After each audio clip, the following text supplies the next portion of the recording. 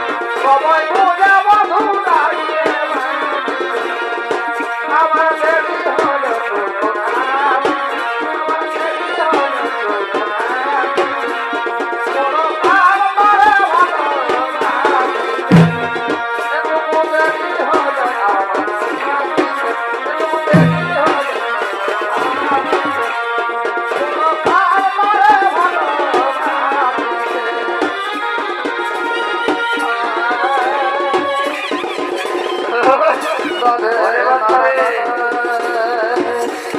বলো রে বলো রে বলো রে হরি বল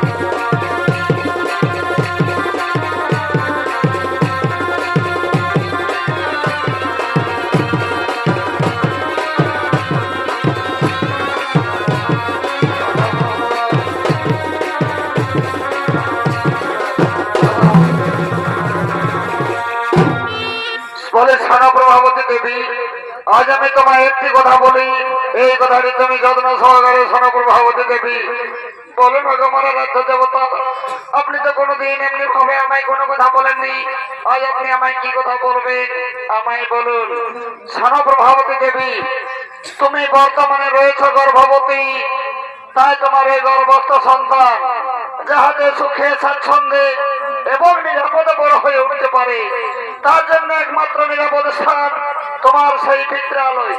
চলো প্রভাবতী দেবী আমি তোমায় অতি সত্তর তোমার পিত্রালয়ে পৌঁছে দিয়ে আসি। রাজ্য স্বামী দেবতা আমাকে আমার পিত্রালয়ে আপনি একাকিনী পৌঁছে দেবেন না। আমি আমার পিত্রালয়ে শয়নে স্বপনে নিশি জাগরণে আপনাকে না দেখলে যে আমি এক বিন্দু স্থির থাকতে পারি না স্বামী। আর আমি আমার বিদ্যালয়ে কিভাবে একা একা নিরিবিলি থাকবো না না স্বামী আমাকে আমার বিদ্যালয়ে আপনি কখনো একাকিনী পৌঁছে দেবেন না স্বামী আমাকে কখনো একাকিনী পৌঁছে দেবেন না। সর্বপ্রভাবতী দেবী তুমি আমার কথার অর্থ বুঝতে পারছো না কেন? আমাদের যেখানে বাসস্থান রয়েছে সেখানে দেবতা গন্ধর্ব যক্ষ রক্ষ কিন্নর সকলের উপদ্রব রয়েছে প্রভাবতী দেবী। তাই তোমার গর্ভস্থ সন্তান সেখানে নিরাপদে থাকবে না। তোমার একমাত্র নিরাপদ স্থান তোমার সেই বিদ্যালয়। চলো প্রভাবতী দেবী, তুমি আমার কথার উপর অন্যথা করিও না। আমি তোমায় অতি সত্তর তোমার বিদ্যালয়ে পৌঁছে দিয়ে আসি। হ্যাঁ, আমার আরাধ্য স্বামী দেবতা, আমি আর আপনার কথা কোনো অবাধ্য হব না।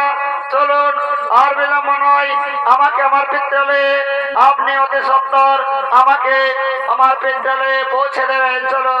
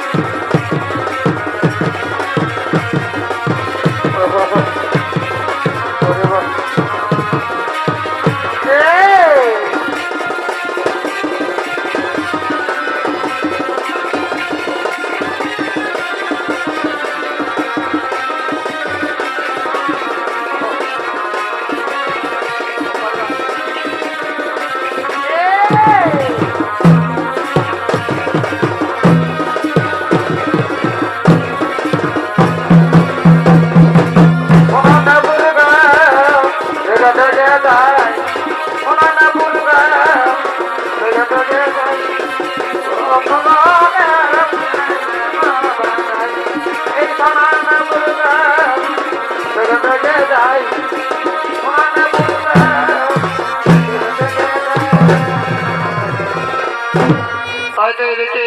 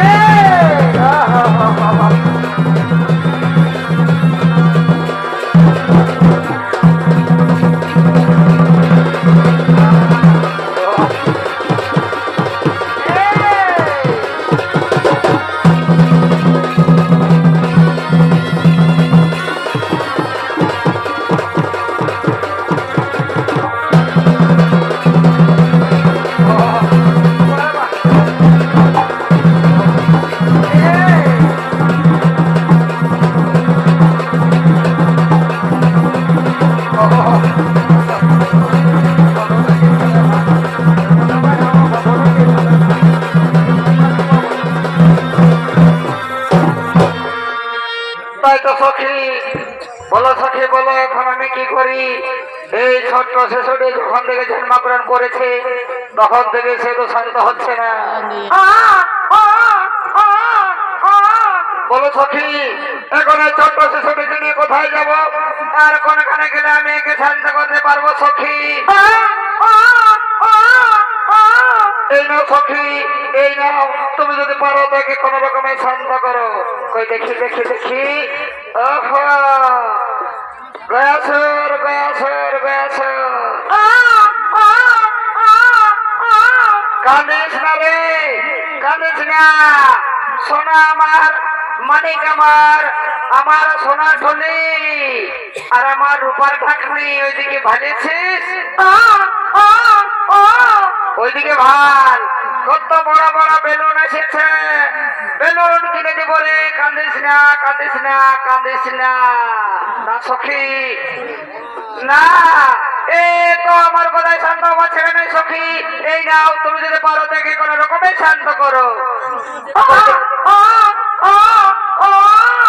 এই তুই কাঁদছিস কেন রে? সোনা আমার, মানিক আমার, ভালেছিস? ওইদিকে ভাল, কে আসেছে সেই ভাল, তোর ফুল কাকু আসিয়েছে রে, সেই দেখ ওঠায়। আর ওইদিকে ভালেছিস, কে আসেছে সেই ভাল, খোটা বলতে গিজ গিজ কেমন দিচ্ছে, তোর ফুল মসি আসিয়েছে রে। ওই খোটা বলতে হাসে কেমন গিজ গিজ হাসছে, তোর মসি বটে রে। কাঁদিস না, হাসিয়ে দিচ্ছে তো। বলি শোন, কাঁদিস না, তুই তোর বাবার মতো মস্ত বড় বীর পুরুষ হবি, যোদ্ধাপতি হবি। কাঁদিস না, সোনা আমার, মানিক আমার, আমার সোনার ঠুলি, আমার রূপার ঢাকনি। আর ওই কান্দে, কই দেখি দেখি, আমাকে একটা চুমা দেখি না, দেখি ফগলা মুখ করে একটা চুমা দেখি, দেখি দেখি দেখি। এই সোনা মানিক আমার, দেখি তোর হাতে গেলে দেখি। এই দেখ তুই কাঁদছিস, আর এত বড় দ্বন্দ্ব আছে, সে ধরে নিয়ে চলে যাবে বাগান দিকে। এই দেখ দেখি, এই পাট বাঁধো, পাট বাঁধো, বাবুকে বাঁধো, ষষ্ঠী মাকে নম করো। কাঁদিস না সোনা মানিক আমার, কাঁদিস না। তুই কত বড় মস্ত বড় বীর পুরুষ হবি, যোদ্ধাপতি হবি। কাঁদিস না রে, না না সখী, একে তো আমরা কোন রকমের শান্ত করতে পারলাম না সখী। এই নাও, তুমি যদি পারো তো একে কোন রকমের শান্ত করো। ও মা,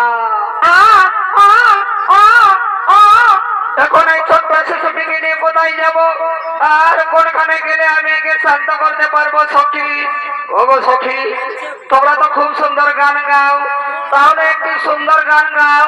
যদি হয়তো গান শুনে কোন রকমে শান্ত হয়ে ঘুমিয়ে পড়ে। ঠিক আছে সখী, ঠিক আছে, আমরা তাই গাইছি। আর তাই যদি গান শুনে কোন রকমে শান্ত হয়ে ঘুমিয়ে যায়। ও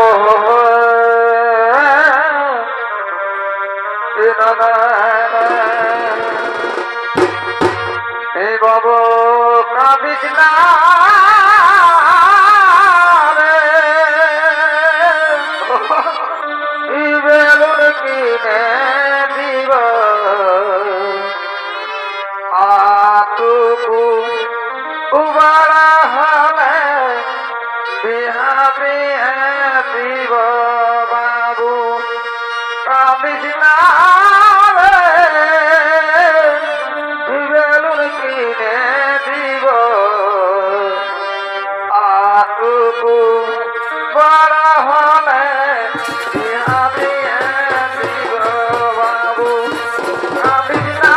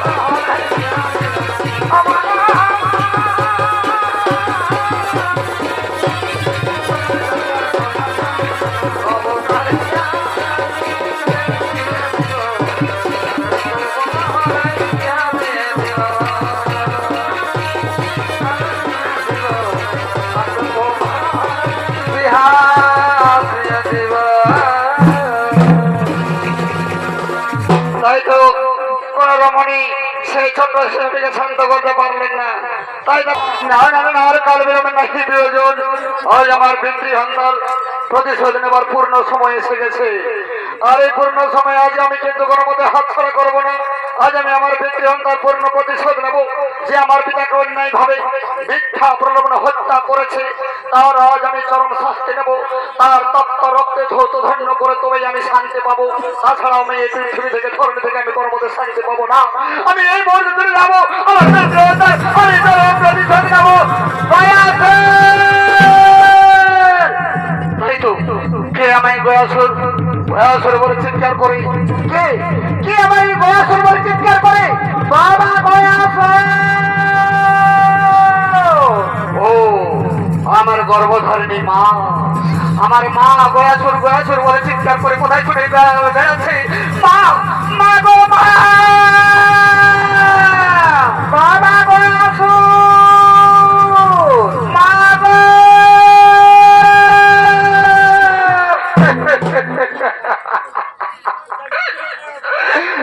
ওরে পুত্র, আমার একমাত্র নয়নের মণি বাবা, আর আমার বল শূন্য করে তুই বিবেক বিধি জ্ঞান শূন্য হয়ে তুই তোর পিতৃহত্যার প্রতিশোধ নেবার জন্য আগমন করেছিস বাবা।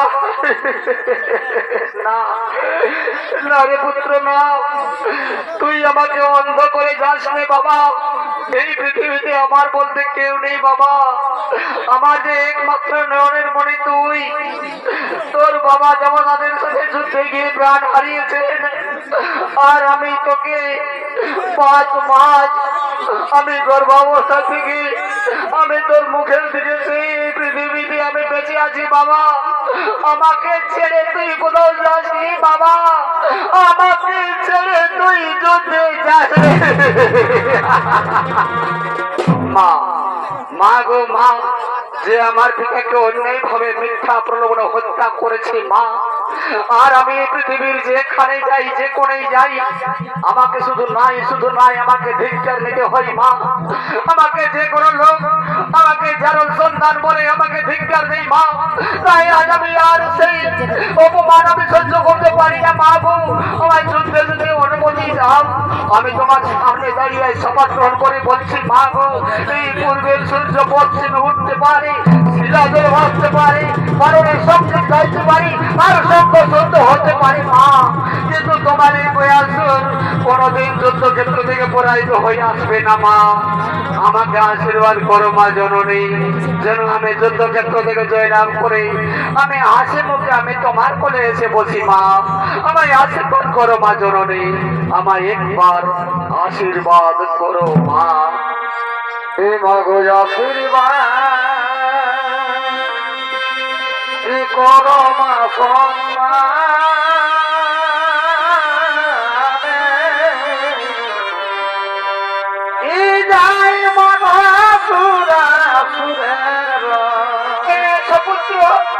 আমি তোমায় আশীর্বাদ করছি বাবা। তুই যুদ্ধক্ষেত্র থেকে জয়লাভ করে হাসি মুখে তুই আমার কোলে ফিরে আই বাবা। আমি আশীর্বাদ করছি, হাসি মুখে তুই আমার কোলে ফিরে আয়।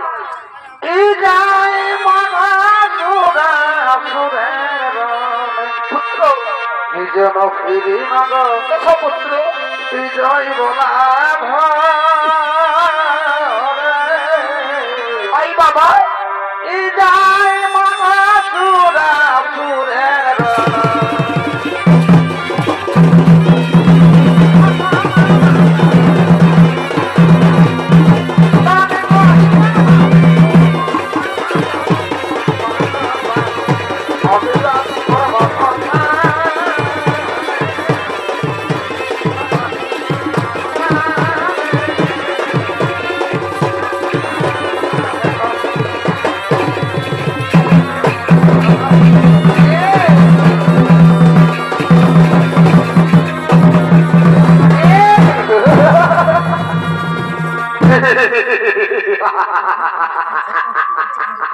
না না না, আর বিলম্বে নাহি গো, কারণ এই মুহূর্তে আমি আমার মাতৃ আশীর্বাদ নিয়ে আমি এই সমরাঙ্গনে আগমন করলাম। আর বিলম্ব নয়, কোথায় ওরে ভাই মন্ত্রী সভাপতি সৈন্যগণ, তোমরা অবিলম্বে করা হয় আগমন।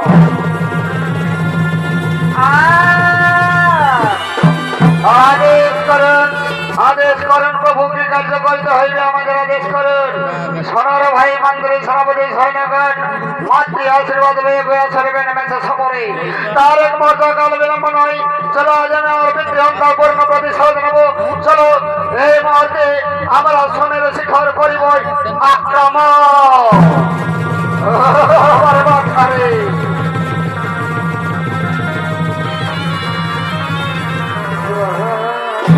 তাই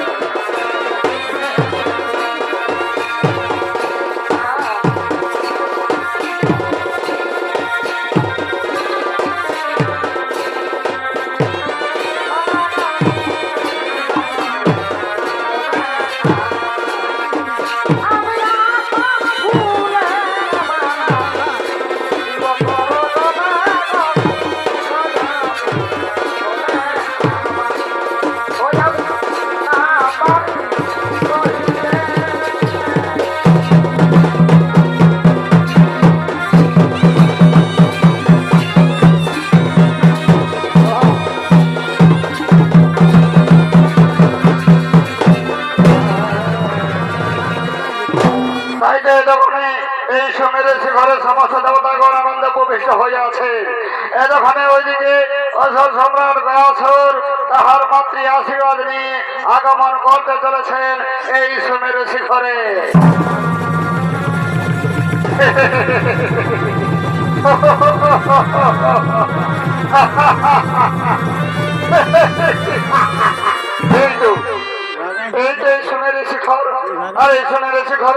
আমার পিতৃ হন্তাকারী দেবাদেব মহাদেব আনন্দে প্রবিষ্ট হয়ে আছে। মহাদেব, তুমি আমার পিতাকে অন্যায় ভাবে মিথ্যা প্রলোভনে হত্যা করেছ, আর তুমি এই দেবটির পুরারি নাম গ্রহণ করেছো। লজ্জা কর না, লজ্জা কর না তোমার ঠিক সরধে যেভাবে তুমি আমার পিতাকে অন্যায় ভাবে হত্যা করে তুমি দেবটির পুরারি নাম গ্রহণ করেছো। তাই আমি তোমায় শাস্তি দেব মৃত্যুদণ্ড। এই মুহূর্তে নাও, তৈরি হয়ে নাও। এই মুহূর্তে আমি তোমায় শাস্তি দেব মৃত্যুদণ্ড। তুমি এই জমির ঘরে প্রবেশ করে আমাদের আক্রমণ করছো, দেখে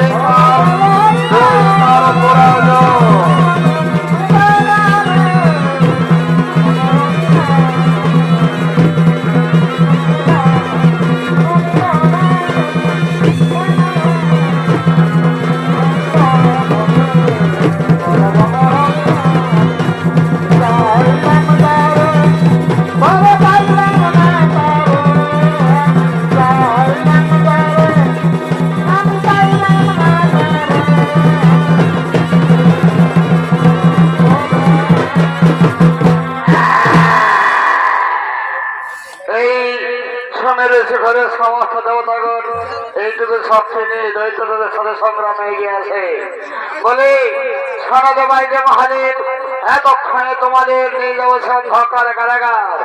আর সেই অন্ধকার কারাগারে তোমরা দিনে দিনে বসে বসে পড়তে থাকবে, তাহলে বুঝতে পারবে আমার পিতাকে হত্যা করা কি নির্মম, কি কঠোর, কি ভয়াবহ। সরল ভাই মন্ত্রী সেনাপতি সৈন্যগণ, এই দেবতাদের গায়ে ঘাট করতে করতে এদের পিঠের চামড়া তুলে দিয়ে এদের দিয়ে চলো সে অন্ধকার কারাগার।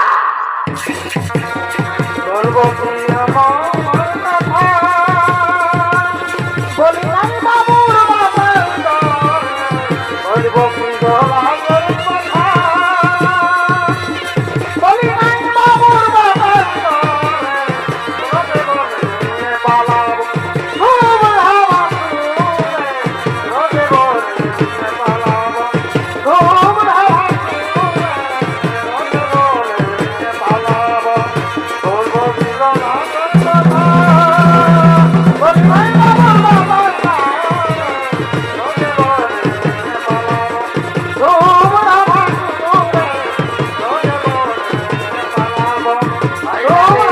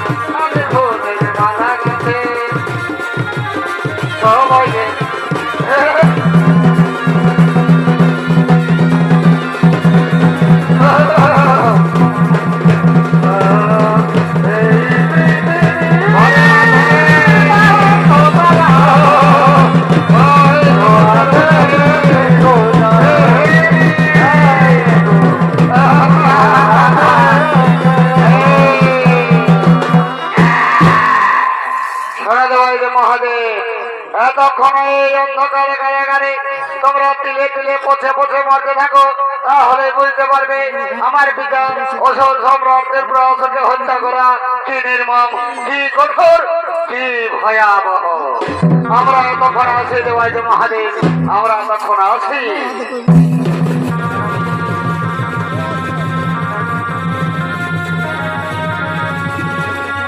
তাই তখন কি করবে, এই সময়ের শিখরে সমস্ত দেবতাগণ হয়েছে গয়াসুরের অন্ধকার কারাগারে বন্দী।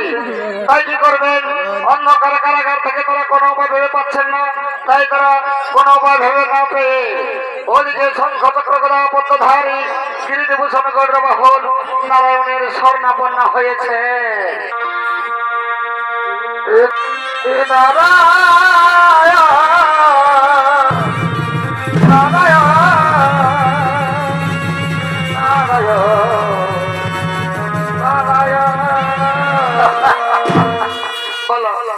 বলো বলো দেবগণ, কেন তব শ্রীধর নয়ন, আর কে করলো তোমাদের এই অন্ধকার কারাগারে বন্ধন, কে করিল তোমাদের এই অন্ধকার কারাগারে বন্ধন? ওগো অনাদিরাদি গোবিন্দ ভক্তবান সকল পতর গোলকের গোলকপতি শ্রী ভগবান শ্রী হরি, আমরা আজ ব্যাসুরের অত্যাচারে অত্যাচারিত, আমরা জর্জরিত বঞ্চিত, আর এই অন্ধকার কারাগারে বন্দী। হে প্রভু, এই অন্ধকার কারাগার থেকে আমাদের আজ উদ্ধার করুন।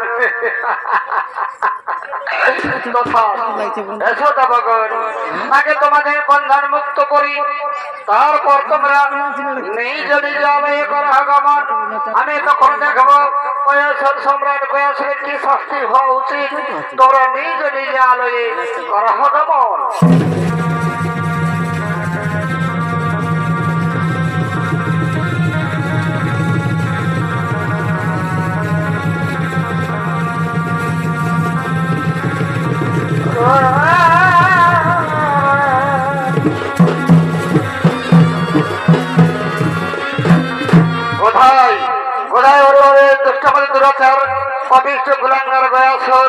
এই সুমেরু শিখরে শিখরে সমস্ত দেবতা গণি করিয়াছ তুমি অত্যাচার, করিয়াছ নির্যাতন, আর করিয়াছ তাদের অন্ধকার কারাগারে বন্ধন। তুমি ভাবিয়াছ এই পৃথিবীতে দৈব শক্তি দুর্বল বৃথা নিষ্ফল হয়ে গেছে, কিন্তু না না না, এই পৃথিবী থেকে কোনোদিন ধর্ম বৃথা হয়ে যাবে না, কোনোদিন ধর্ম নিষ্ফল হয়ে যাবে না, কোনোদিন ধর্ম বিফল হয়ে যাবে না। এই পৃথিবীতে যুগে যুগে ধর্ম থাকবে। তাই আমি বলছি, কোথায় তুমি যেখানে থাকো মোর সম্মুখে ছুটে এসো, দেখি তুমি যেভাবে সোনের শিখরে সমস্ত দেবতা করে করিয়াছ অন্ধকার কারাগার বন্ধন, আমি তোমায় সম্মুখ সমরণ করে যুদ্ধের জন্য আহ্বান করি। মোর সম্মুখ সমরণ খরচ করুন, দেখি দেখি দেওয়া করুন ধরে।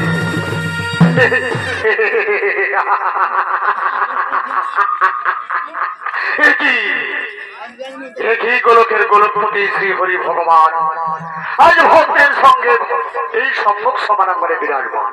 বলো বলো গণনারায়ণ, আজ কিবা হেতে ভক্তের সঙ্গে সম্মুখ সমানাঙ্গনে বিরাজমান।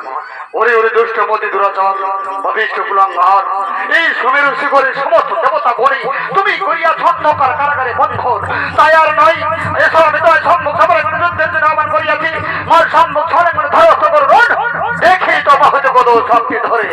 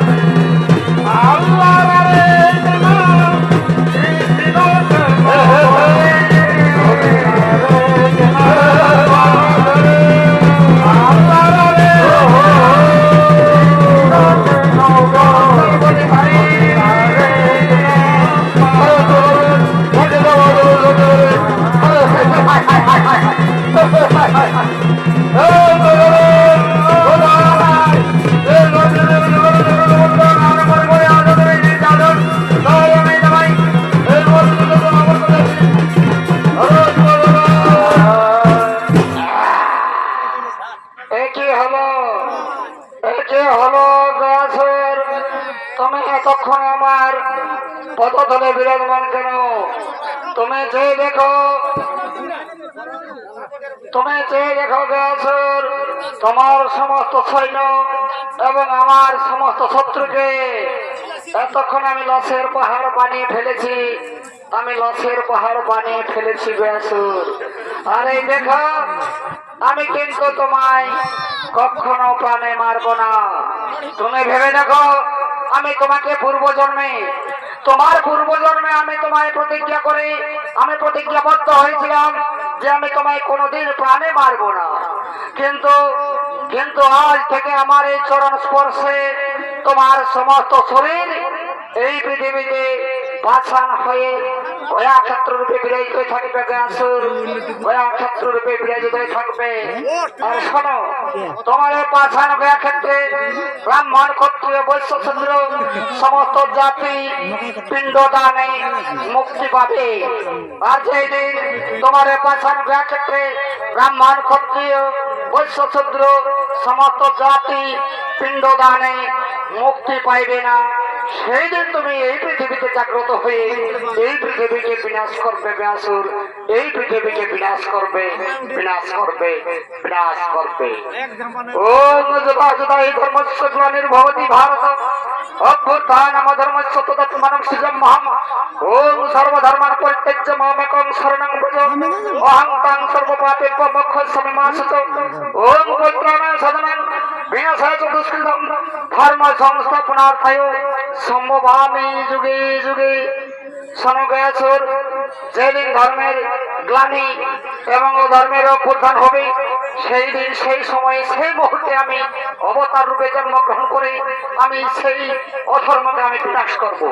আর সর্বধর্মান পরিত্যাজ্য মামেকং শরণং ভজ, সব কিছু ধর্ম পরিত্যাগ করে তোমরা আমার শরণাগত হও, আমি তোমাদের আমার শ্রীচরণে আশ্রয় দেব। সর্বধর্মান পরিত্যাজ্য, তাই আমি তোমাদের বলছি তোমরা আমার শরণে এসো। পবিত্রাণায় সাধনায় বিনাশায় চ দুষ্কৃতম ধর্ম সংস্থাপনার্থায় সম্ভবামি যুগে যুগে। তাই এই যুগে এই পৃথিবীর সাধুদের পরিত্রাণ করার জন্য আমি এই পৃথিবীতে অবতার রূপে জন্মগ্রহণ করছি। তাই তোমরা আমার শরণাগত হও। আর মৃত্যুর পূর্বে যে আমার শরণ লই সে আমার শ্রীচরণে ঠাঁই পাই, এই বিষয়ে কোনো সন্দেহ নাই। তথাস্তু, তথাস্তু, তথাস্তু। গয়া ক্ষেত্র কি? গয়া ক্ষেত্র কি? গয়া ক্ষেত্র কি?